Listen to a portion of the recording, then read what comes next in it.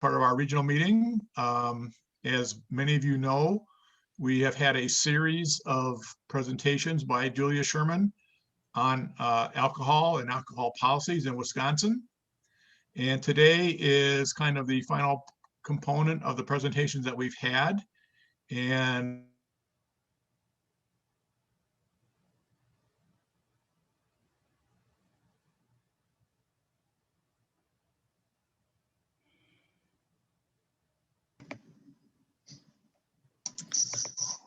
it looks like Phil is on, at least his pose froze in a pretty decent spot. So I can continue while Phil tries to unfreeze. So again, we want to thank you to the Alliance for Wisconsin Youth, and we are grateful to have Julia Sherman here today.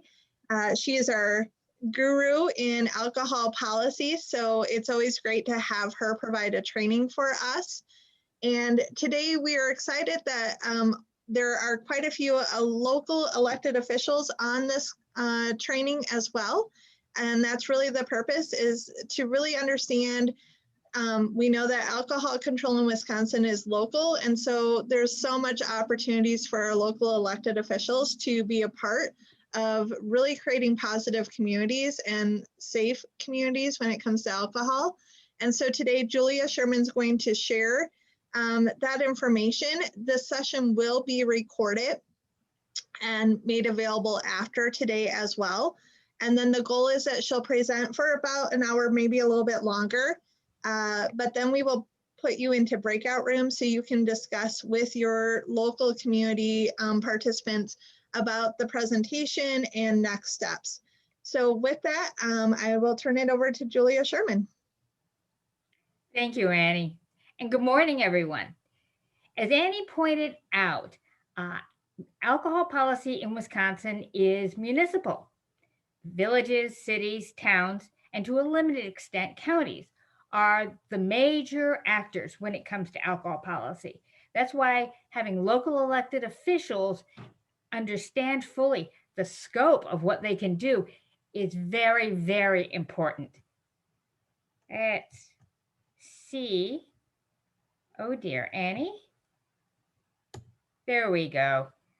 Now, this is being taped on March 5th, 2021. And as we all know, laws and public policies will change over time. So if you're viewing this later, much later, it's especially important to double check and make sure everything in it is still the way things work in your community and in our state. It's also important to understand going into this that this is a condensation of a longer 2-hour presentation. You don't want me talking like the old FedEx commercial, so I'm going to hit the highlights. If, in fact, you or your coalition, your group, or your local elected officials are interested in viewing the entire presentation, the Wisconsin Alcohol Policy Project will be happy to oblige. Just get in touch with us through the contact information you will see at the end.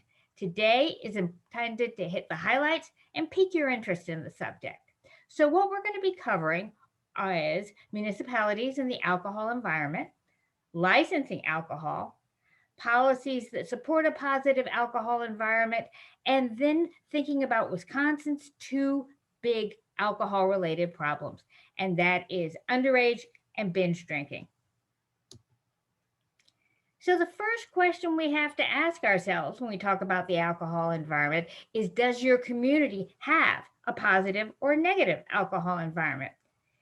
One of the plays it's easiest to start is to say, ask your police chief or lieutenant or captain, what percentage of your phone calls for service at that police station are in fact alcohol related? Unlike many states, Wisconsin does not require our police to code every call for service that they get for alcohol, whether alcohol was related to it or not. But police departments are usually very quick to estimate for you. And I rarely hear a number that is less than 50%. That's important because that little measure can give you an idea of what's going on and the level of alcohol-related problems in the community. Because as we know, domestic violence, vandalism, assaults, especially sexual assault, completed suicide, sadly, gun violence, homicide, and alcohol-related falls that your local emergency medical service respond to, a significant number of them are in fact alcohol-related. You see, Wisconsin's alcohol environment hasn't always been this way. It changed. In fact, we had active temperance societies, not prohibitionist societies, temperance societies, before we had a commercial brewery in the state. I was surprised to find that out too. Look at the ad in the middle of the screen. It showed that 75% of the territory and nearly half, 44%, of the people in Wisconsin had already voted themselves dry before prohibition took effect. It wasn't the party everywhere all the time state that people seem to think it is. We had an active temperance society in this state into the 60s. That picture on the far side, that's the 1963 booth Wisconsin's United Temperance Movement had at our state fair. Wisconsin has not always been this way. It has nothing to do with the percentage of our residents that are German heritage. Other states with similar or even more people claiming German heritage, which is the most frequently claimed heritage in the United States now, they have drinking rates far less than ours. Now, alcohol policy itself is kind of a recent topic. The first articles were published in the mid-70s. The very first was 1976, but it proceeded quickly, and by 1995, we had identified the 4 basic pressure points of alcohol policy: the availability of alcohol, the attractiveness of alcohol, the marketing and advertising, the acceptability of alcohol, your communities and our state's social norms, and then finally, the affordability of alcohol. We call them the 4 A's, and you're going to hear them referred to frequently. The exciting thing about this is that these are the same 4 pressure points that exist all around the world. You're going to hear different language used because Commonwealth countries, they don't say affordable, they say economically available. And then, of course, they're all translated into the native language of these different countries. But the fact is, the principles remain the same because alcohol misuse, it's a human problem. It's not a Wisconsin problem. I've underlined availability because that is the one factor that municipalities have all the control over. Attractive and acceptable, you have some control over. But affordability, sadly, that rests outside of municipal control. It rests with the state largely through its ability to impose taxes. As some of you may know, we have not increased our beer tax in Wisconsin since the year Neil Armstrong walked on the moon. And many of you were probably not even born when that happened. But remember these pressure points: available, attractive, acceptable, affordable. The first 3 are controlled locally. That's a lot of local control. The primary way you control availability is by licensing locations to sell and serve alcohol. Now, if you will look on the far side of the screen, I don't know about you, but on my screen, it's a little bit covered up by the video feed, but you will see 2 things. The green book is put out by the Wisconsin League of Municipalities. It is their basic guide to alcohol licensing in Wisconsin. And because I just love your region to bits, if in fact you would like a copy of that, or you would like copies to give to your local elected officials, please send an email to Phil Duquette. He will forward me the list, and I'll get him the number of copies he needs to send them out to you individually. In the meantime, you'll see a memo there awarding alcohol licenses. That is available on the Wisconsin Alcohol Policy website.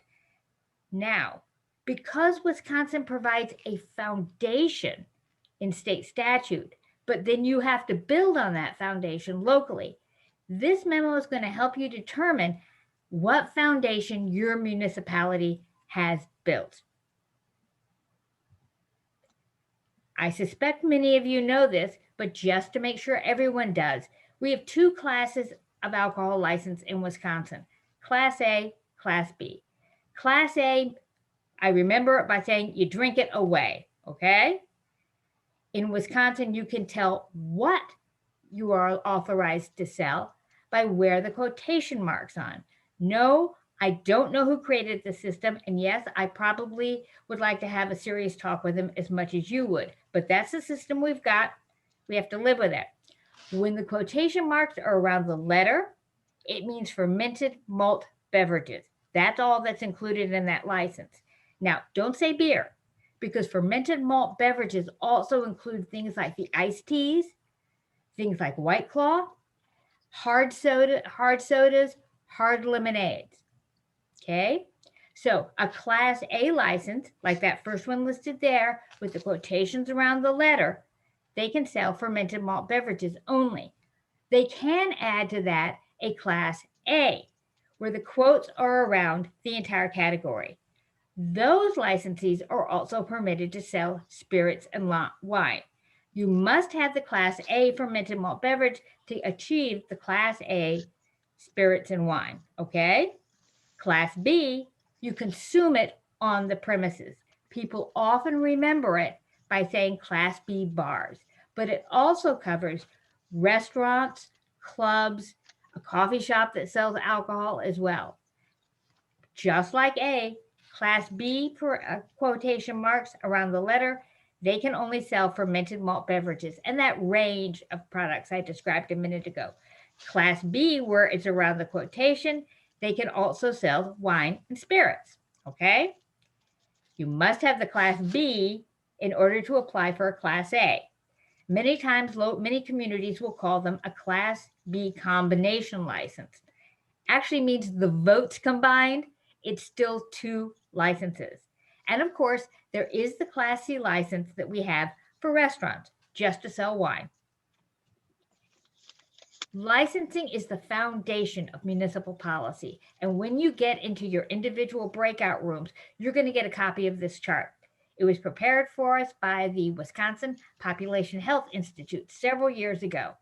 And what it illustrates is the range that you have at the local level to build on your licensing policy. The issues that are in black, the application, the publication in the local paper, the public meeting that has to be appropriately noticed, those are what the state requires. Everything else in gray is an option. Everything else is something your community can adopt if it wishes to, that will help them improve the alcohol environment. Communities that say we follow state law and only state law, they're kind of robbing themselves. They're not taking full advantage of the scope and the range of things they can do that will really help them out in the long run. We're going to run through some of those things. When you start thinking about your alcohol policy, your licensing process, and when you look at that chart, as you will a little bit later, ask yourself 3 questions. Is the entire community involved in alcohol licensing or just the hospitality industry? I've been to far too many alcohol licensing meetings where it's just the village board, the city council, and the applicant. No one from the public is there. Public input actually makes for a better licensing process. Can your local leaders identify areas that are approaching an oversaturation, a cluster of alcohol outlets? What are you doing about it? Do they even know where there might be danger? Is licensee discipline fair and consistent? Well, if you can't remember the last time a licensee was disciplined, that's usually a pretty good indication you need to look at that a little more carefully. And then finally, does your community use alcohol license conditions to mitigate a lot of the issues that come up when you put a new licensee in town? Alcohol license conditions are like the Swiss Army knife of alcohol licensing in Wisconsin. They can solve just about every problem that you have. And when I surveyed Wisconsin communities a couple years ago, I was really disappointed that many communities didn't use them yet. So that's going to be an important topic for us to talk about as well. Moving forward, if you don't remember anything else, please remember this. A municipality, there is no right to an alcohol license. There is absolutely no right to an alcohol license. They can talk just as arrogantly as they want when they're applying for this, but they do not have a right to an alcohol license. If that application may be denied for any reason, as long as that reason isn't discriminatory or arbitrary. You can't award a license one day and say, oh, we decided we needed it here or because, and then deny it across the street for the same reason. It can't be arbitrary and it can't be discriminatory. But outside of that, there's a wide range of reasons you can deny a license application. And you do have to provide that rationale in writing to the applicant. Gets back to these questions we asked a minute ago. So you have the ability to build the alcohol environment that your community wants. Many communities are thinking about or developing guidelines to follow because guidelines help you award licenses that take you towards the alcohol environment that you want, as opposed to being stuck with the alcohol environment you just have. It also helps out your local elected officials. I know from experience, sitting on a city council, that if you don't have guidelines to follow where you want to take the community, you evaluate each license that's put in front of you just based on that license application, when in fact, that licensee, if awarded, will be a part of a larger community, and you need to think of the impact on that larger licensee. A mapping technology will help you identify before you get there an area that may have emerging clusters or an overconcentration of alcohol licenses. Some communities are electing to create their own quotas.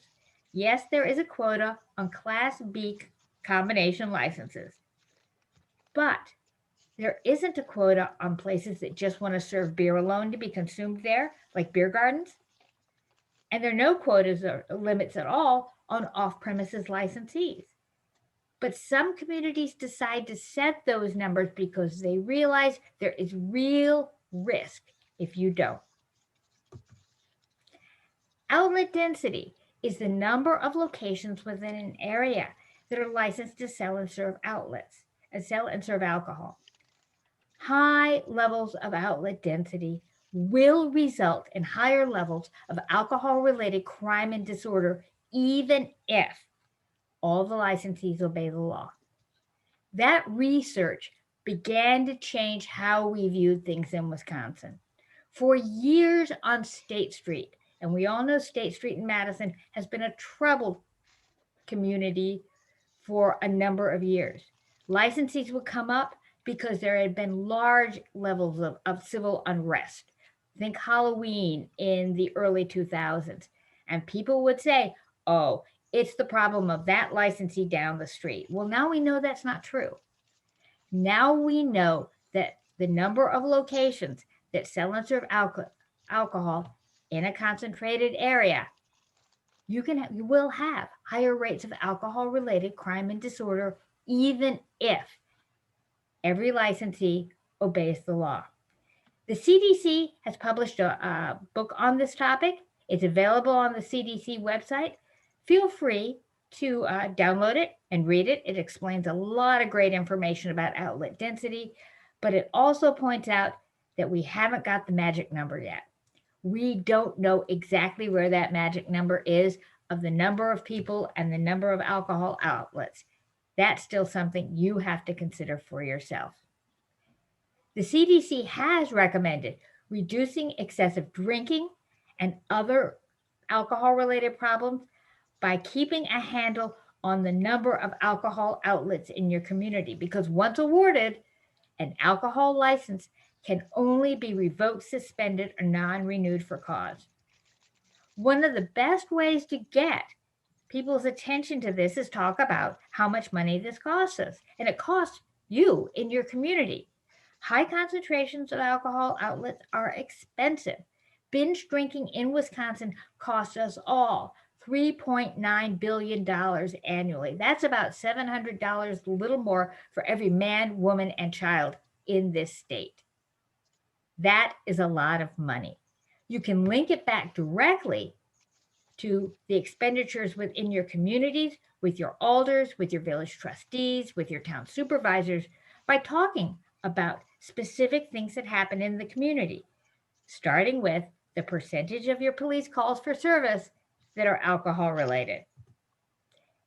We're back to that chart because once again, the foundation of municipal alcohol policy is licensing.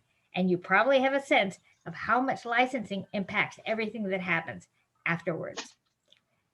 Communities only have to ask by law for the alcohol license required by the state. A lot of communities basically run it off on their own letterhead.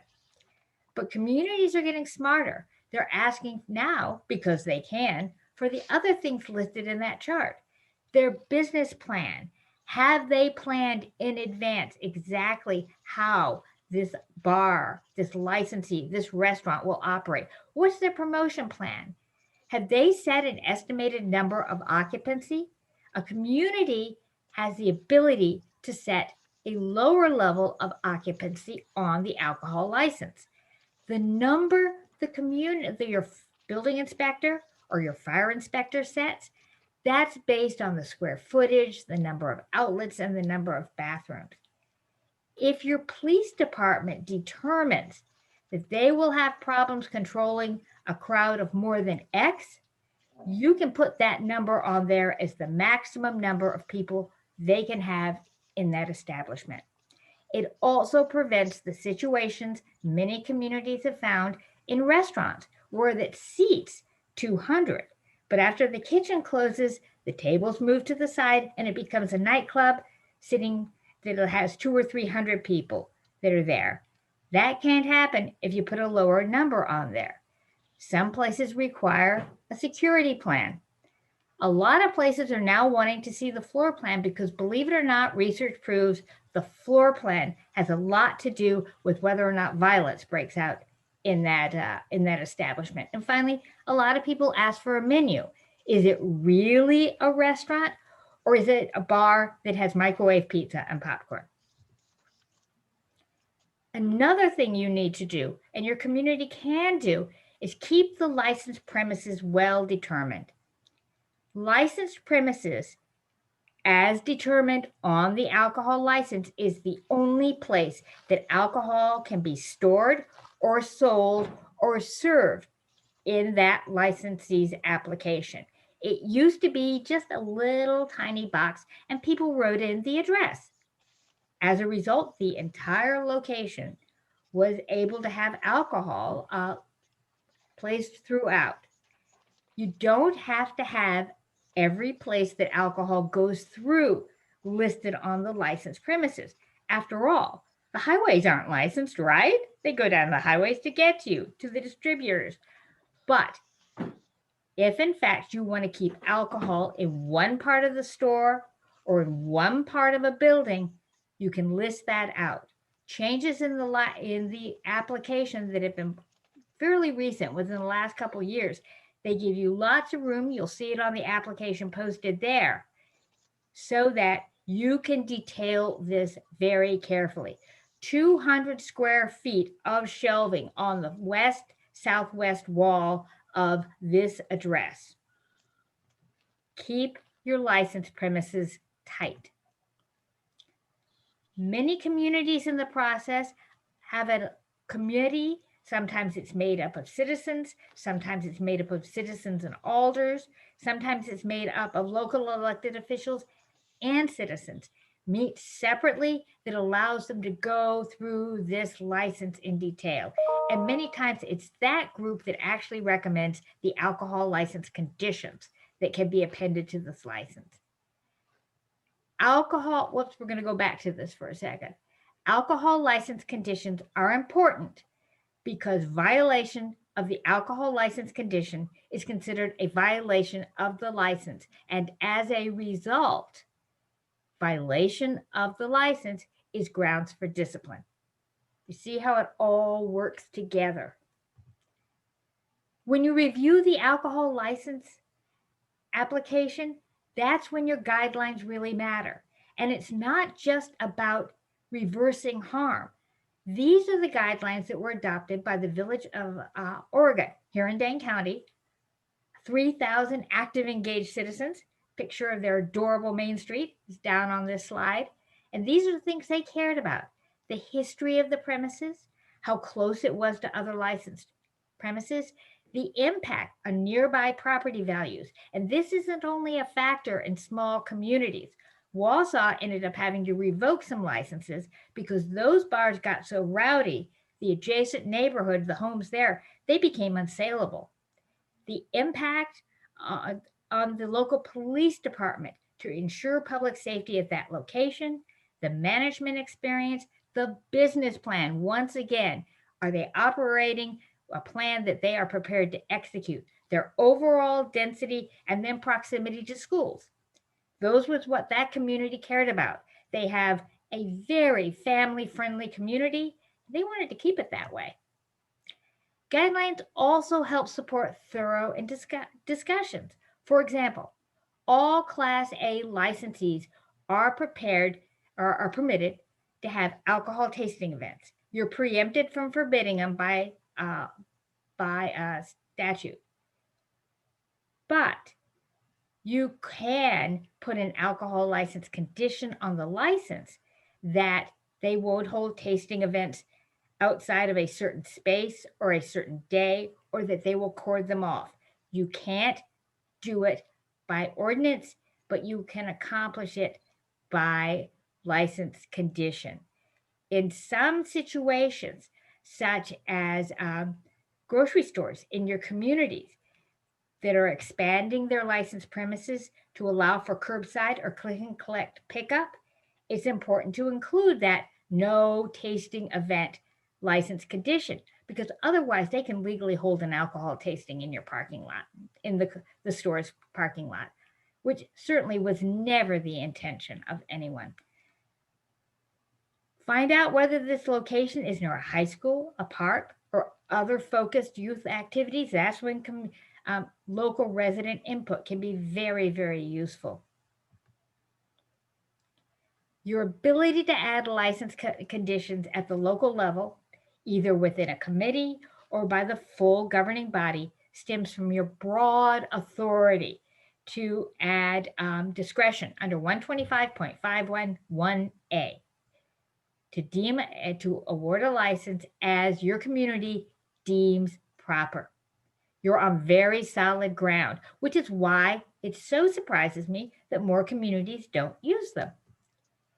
As I said before, look at this chart and decide in your community where the best place to add license conditions, if you don't use them now, would be.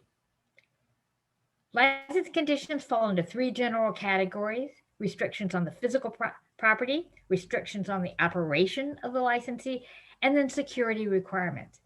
These are all conditions that exist on licenses that are in Wisconsin. They're the results of a survey that the project conducted a few years ago. We saw people requiring video cameras at spots they were worried about. We saw a required ID check before people could go in. A couple places in larger communities, clubs and things like that, they've actually made the licensee responsible for keeping the queue outside to get in. They're responsible for keeping it orderly. And in one case, anyone that got into a fight, they were barred from the bar from that location for a number of days. These are the more frequent license conditions you're going to see on Class B licensees. And all of these are on some licensee in Wisconsin. As you can see, many of these deal with small issues.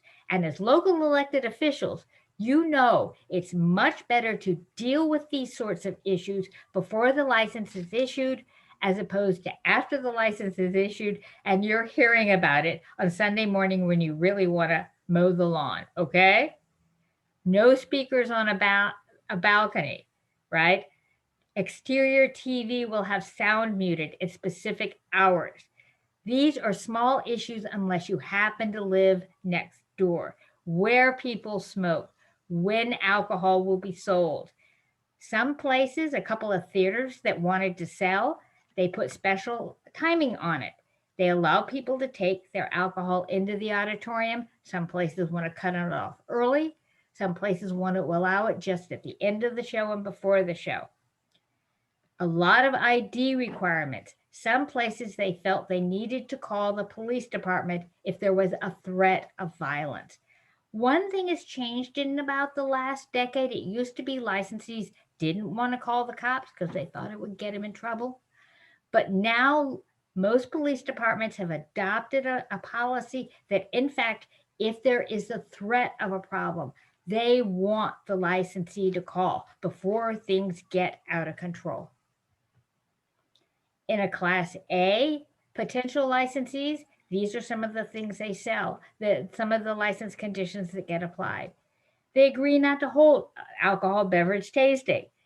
They agree to remove any item from the shelves at the request of the local police department. That got added back during the Four Loko recall about 8 years ago, because Wisconsin, as statutorily, does not have a way to pull a product from the shelves. There is no requirement that a retailer or a distributor pick up a product that has been banned or recalled or has just had some judgment by the alcohol industry made against it. So this allows the local police department to go in. Most importantly, communities that are licensing a convenience store that also has gas pumps in front, they will not sell single containers of alcohol. In other words, single cans of beer, the big tall boys that hold more alcohol than a 6-pack of beer, but in a single can, because many of them recognize, as I do, very few people buy 1 can of beer to take it home and put it in the refrigerator. Some communities want separate coolers for alcohol and alcohol-free beverages. I think it's a great idea if you can get them to agree to it. And then there are going to be occasions when you want to deny a license applicant. Perfectly acceptable grounds include, you got enough places to buy alcohol in that area. There are police objections. There are neighborhood objections. You have traffic and parking concerns or a negative background check on the license. You can also have licenses get tabled. It's not a yes or no situation when it gets to the village board or city council. You can set it aside and give them issues you want them to remedy before a final vote. Some of those people will leave it on the table forever. That's just fine. And some of them really will work it out. Regardless, you are going to have both a better application and a better licensee for that period of time. You are building the better alcohol environment by creating the guidelines, sticking to them, mapping your licensees, and then thinking ahead to how many locations can sell and serve alcohol in your community to support the health and safety of your residents.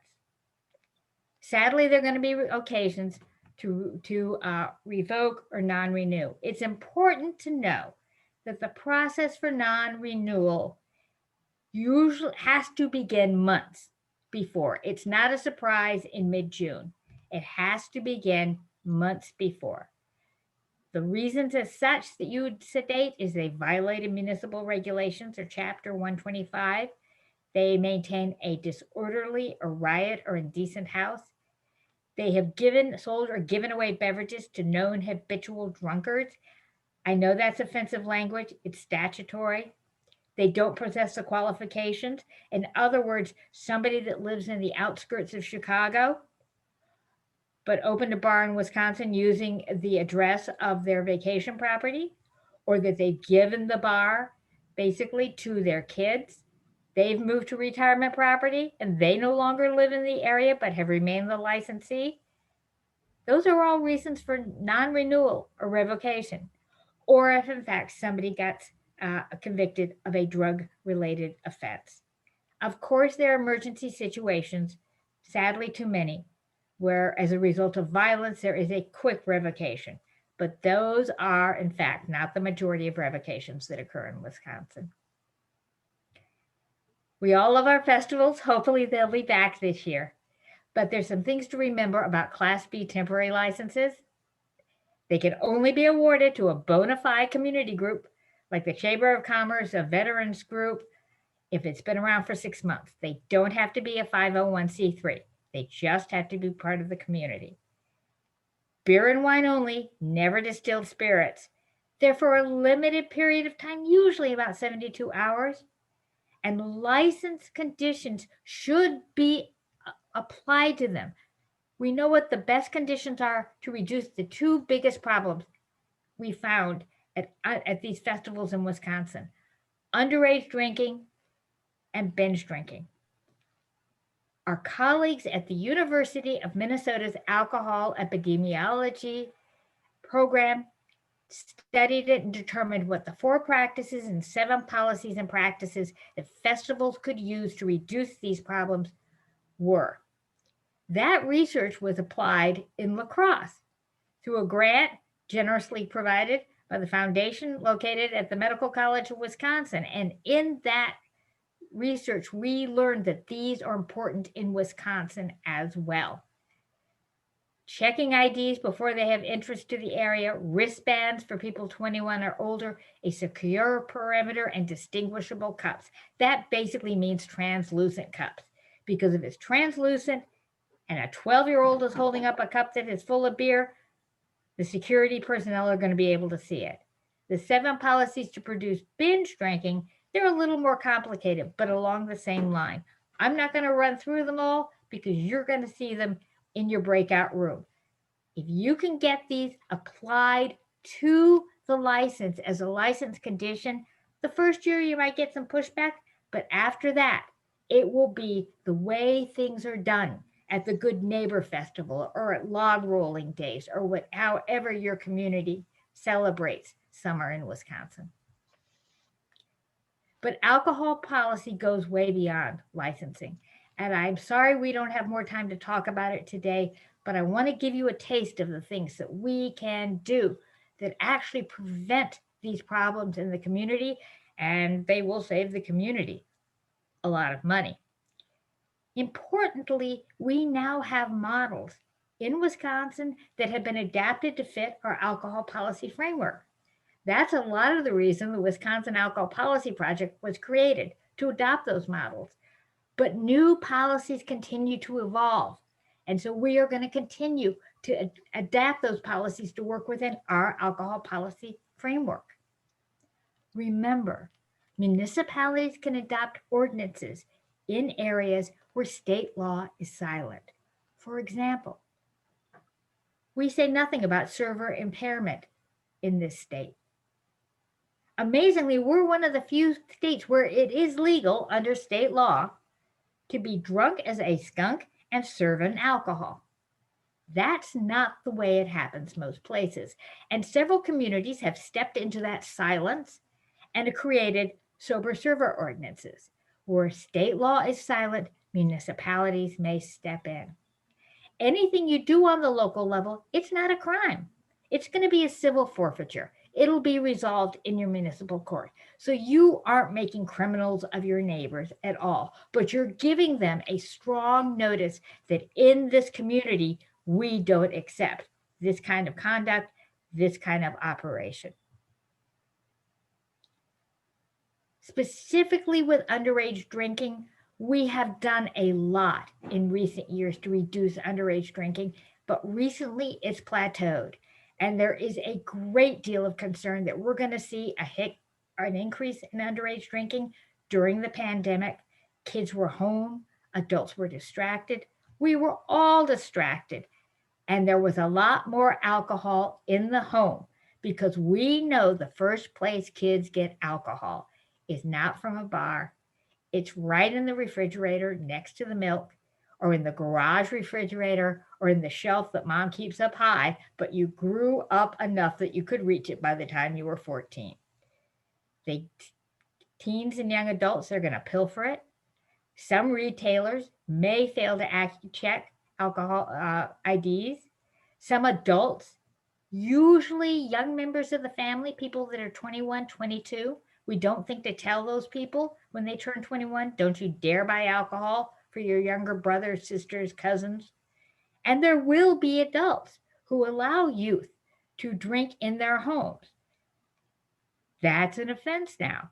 An adult, including family member, who sadly will still just give alcohol to kids.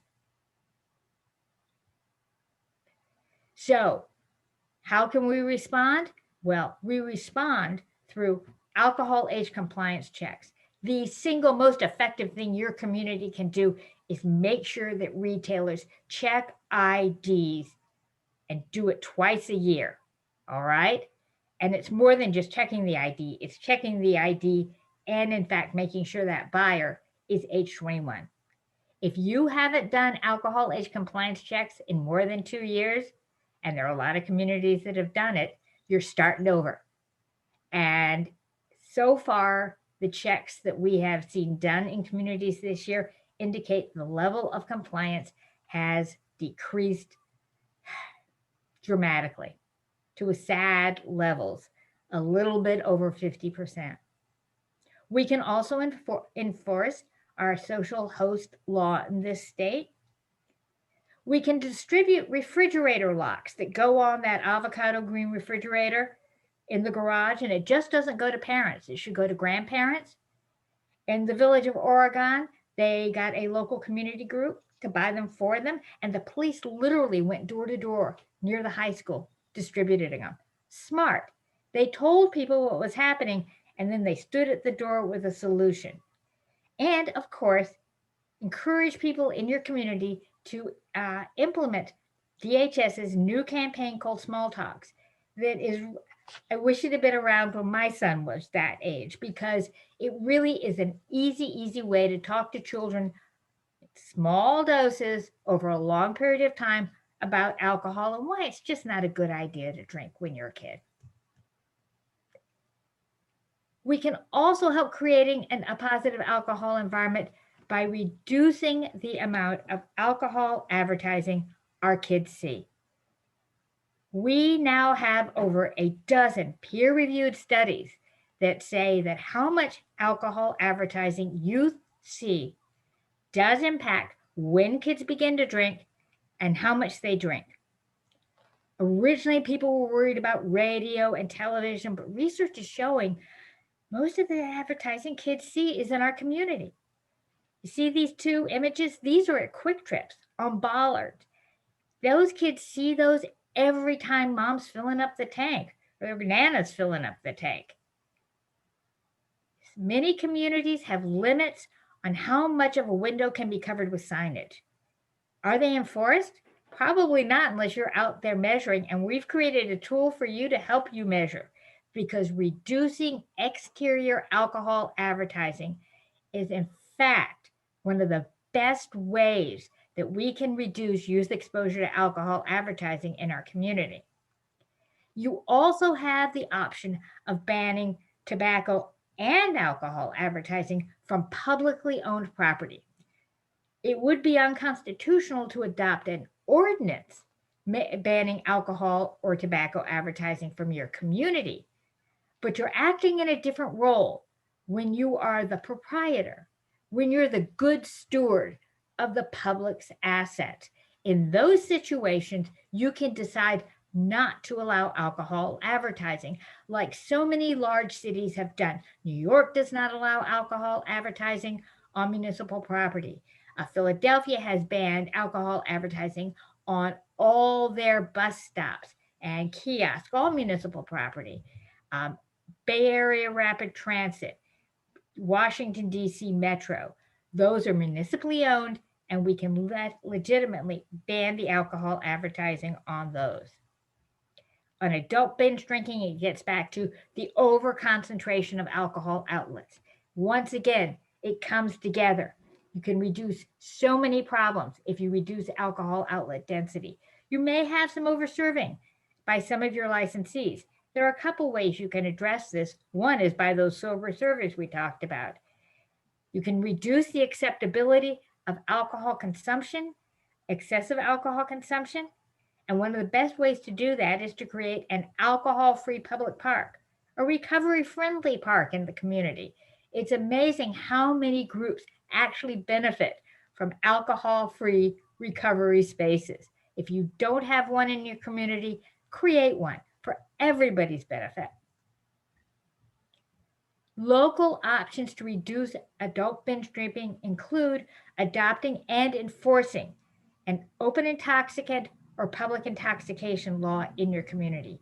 The number of communities that don't have a law that bans walking around the community or riding on a UTV or an ATV, they're not vehicles, they're transportation devices. So unless you have an open intoxicant ordinance in your community, people can legally ride around with a beer on them. Adopt license conditions, especially at your festivals. And then you can also ban flat rate or time limited drink specials. We are learning a lot by collecting data for the place of last drink from OWI citations. And with that data, we can reduce binge drinking, not by writing a ticket, but by going back to those retailers and saying, hey, did you know 5 people from your establishment were picked up in the last 2 months for drunk driving? They will generally be very anxious to correct whatever problem it is. Not all of them will. That tells you something as well. Adopt a sober server ordinance. I've already explained how that works, and they are really a great idea. That's why so many states adopted statutes that require it. And then also limit your click and collect locations with enforcing agreements with retailers. Municipalities still today have a great deal of authority over how they regulate click and collect in their communities. Take advantage of it. So when you develop your approach, you start getting into that chat room, you're going to ask, the first question is, what is your vision for the community? You can sit around and talk about an alcohol environment, but my guess is you already in your regional planning or your community development documents, you've described what kind of community you want to develop. Consider that from the side of alcohol. What aspects of community excessive drinking impact your municipal budget? Don't forget jail costs. That's at the county level, but a significant portion of jail costs generally comes out to be alcohol related. And then ask how your community controls the amenity issues. As a former alder, I can tell you, most of what I heard about from licensees was misdirected speakers, litter, parking issues. By the time it gets to the more serious complaints, you've got a much, much larger issue. Those 3 issues can be taken care of with license conditions. So find out how your community deals with the amenity issues.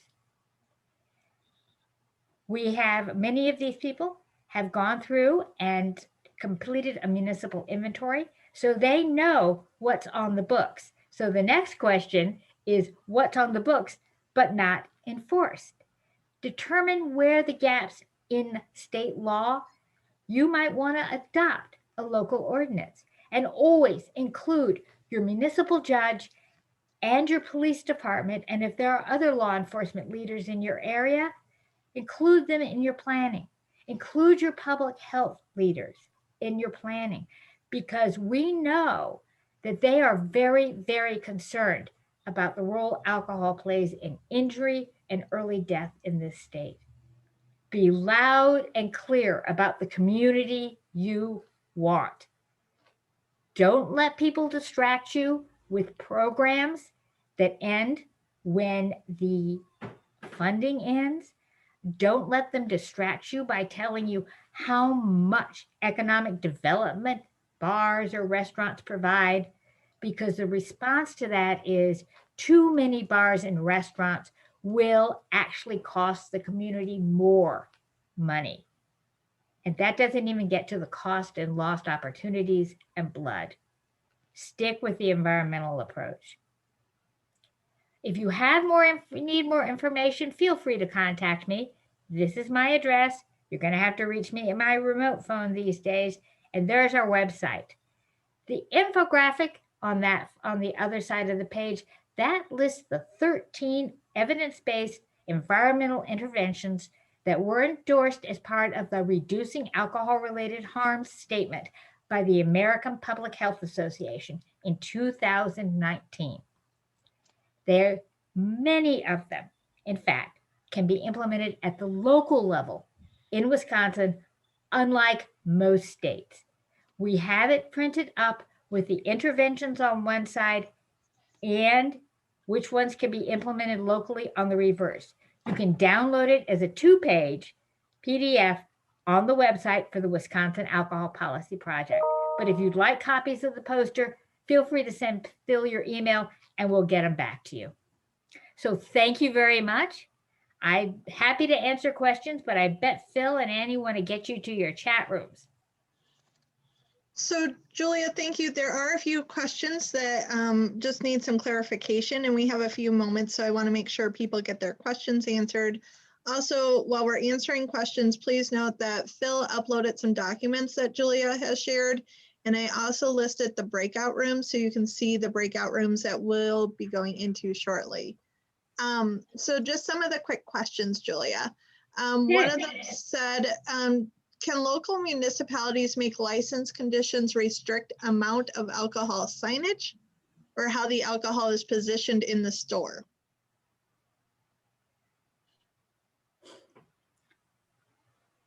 I am assuming that that is not for a new applicant. If it was a new applicant,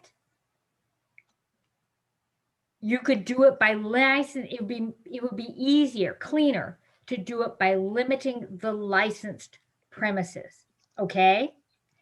But if it already exists, then you're going to have to do it through an add-on.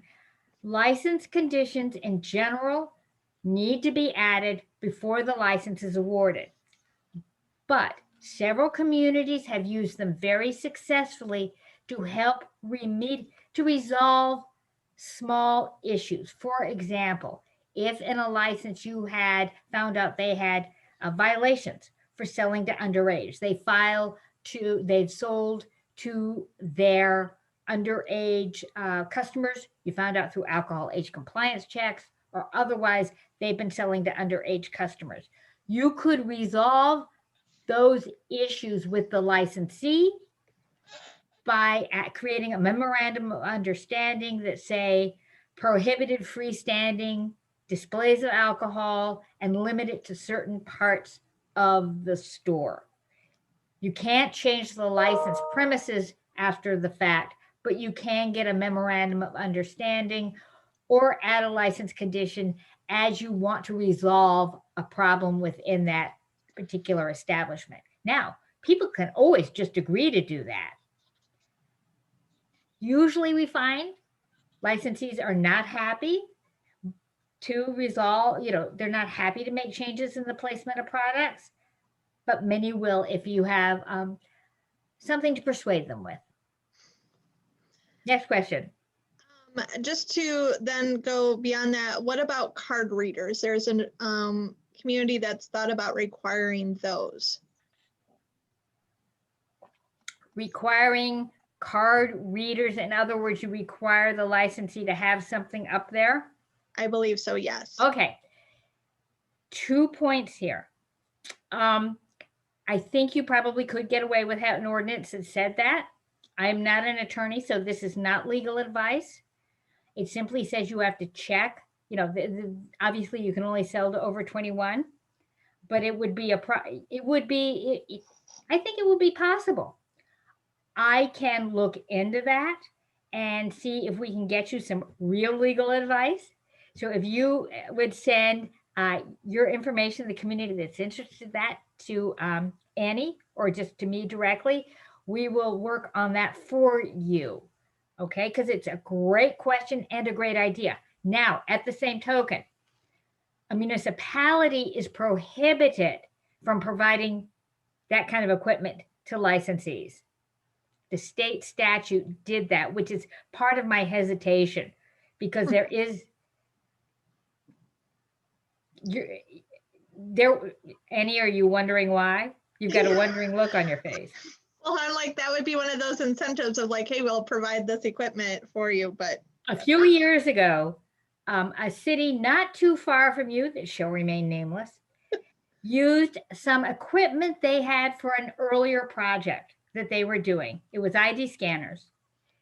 And they went through and used it to determine whether or not people that had probation and parole violations were going into licensees that was prohibited as part of their probation and parole. And so as a result of that, felt it was an inappropriate action. It was never litigated. It was simply legislated. That's why I am hesitating, because it would be a community requirement. So I'd like to turn that over to my friends with the JD after a name and get you a complete answer on that. Okay.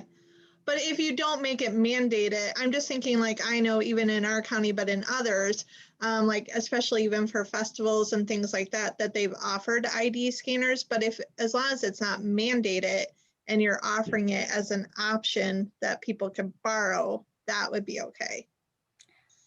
Let's wait and look at the law, and then we'll get back to you on that. Okay, well, that's good to know. All right, so here's another question. Is repeated sales to underage persons a reason for revocation or non-renewal? Great question.